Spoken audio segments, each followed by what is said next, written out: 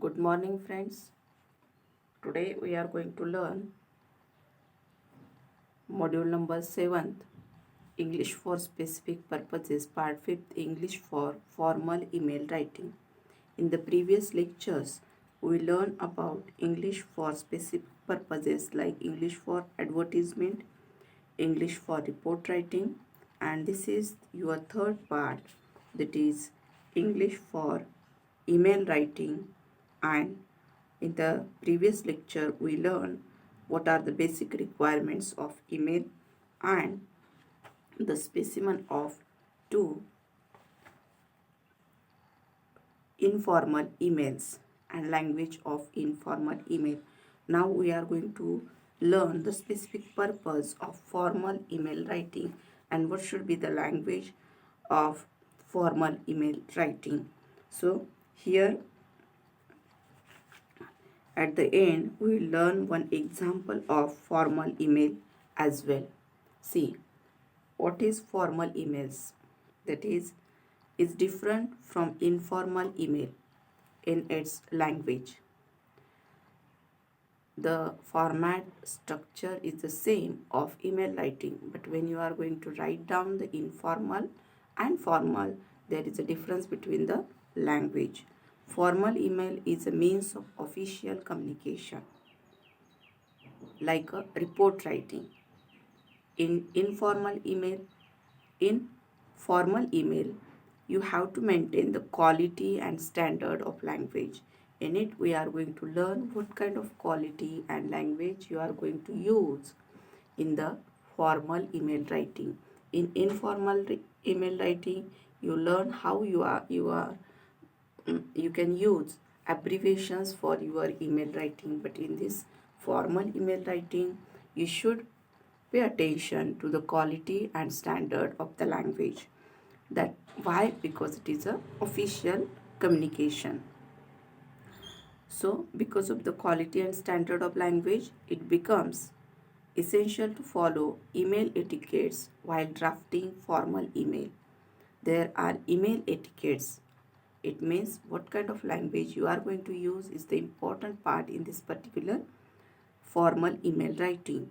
To maintain quality and standard of the email, it is essential to follow certain etiquettes while sending emails.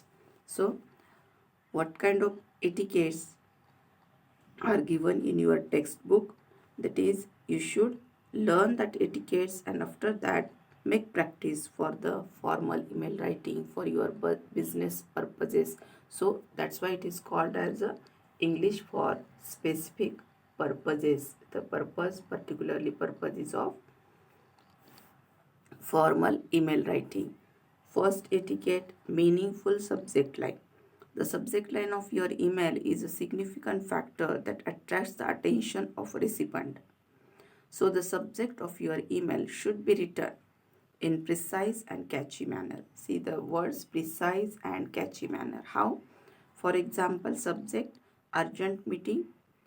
Second example, important attachment. See how it is written, only two words. That's why it is called as a formal language, use of the particular and specific kind of words for the formal email writing. Next, proofread. While drafting email, be careful about the message regarding the punctuation, spelling, grammar, etc. Before to say,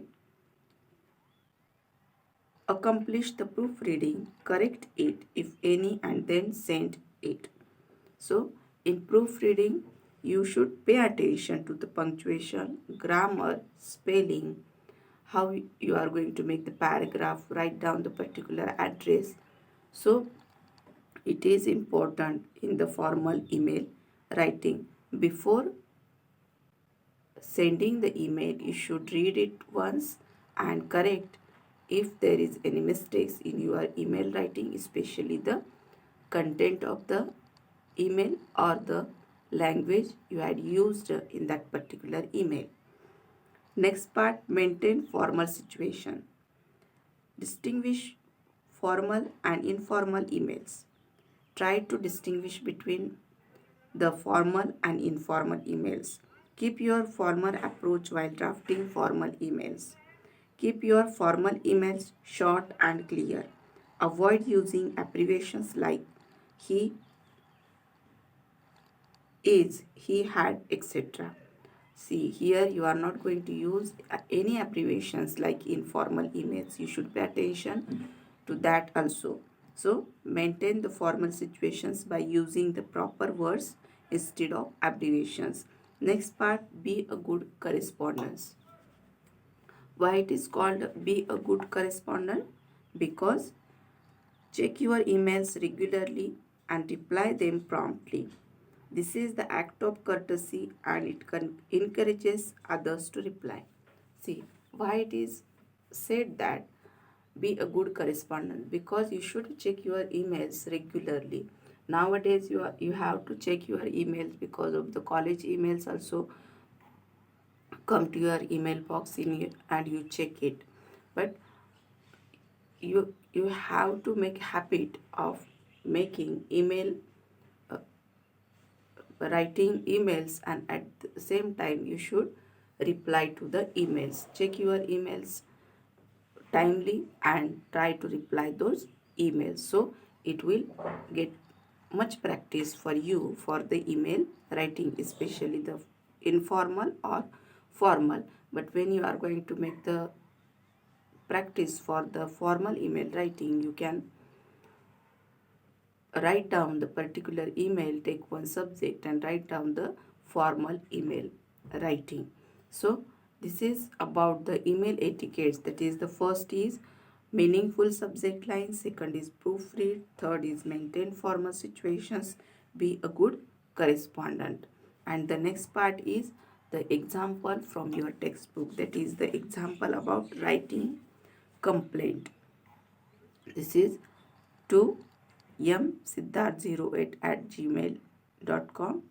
cc and subject supply of books. It is about supply of books. It is complaint about the supply of books to librarian, Chhatrapati Shahu Institute of Science, Sangli. Dear sir, I have a complaint about the reference books in chemistry, physics and electronics ordered on 12th of this month. We were interested in reference books, but you have sent textbooks related to the above mentioned subjects. Please replace these books as early as possible. Yours sincerely, Vikrant Shirsagar. See how it is written. The formal language used in this particular email. So, the lines, the language of the particular email is the most important part in formal email writing. Here in your textbook there is a task. Write an email of complaint to Rohit Computers as your recently bought pen drive is not working properly.